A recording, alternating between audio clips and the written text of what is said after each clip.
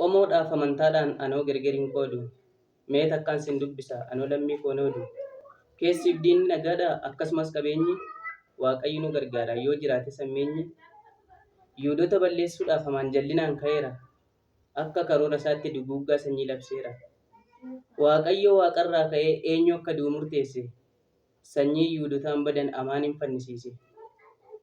Sagaleetu dhufe akka durii miti seenaa jijjiirame. Labsii diiguu tariifatee nuuf waaqarraa baafame. Amaan murteesseera Mordokaayiif Yihuudaa lafarraa balleessuuf.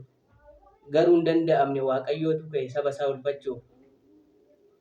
Namni kakuun badu amaan muka fannoo ofumaaf qopheessa.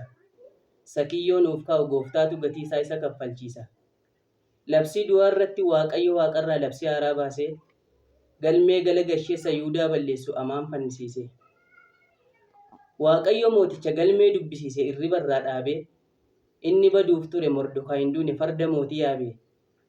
Dura du'a labsa arrammoo amaani ulfina isaa labsa. Karaasa guddicha mandaricha keessaa farda isaa harkisa.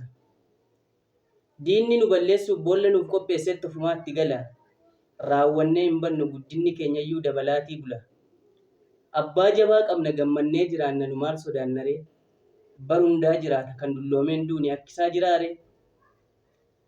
Amaan qopheesseera muka fannoo dheeraa dhundhuma 50. Dubbii galagale amaanumatti immoo itti fannifama. Mo'ee nu moosise warra diina keenya innoo nurraa lolee eenyuutu badee beeka Yesuusiin qabatee in jiraata malee nagaadhaan tura.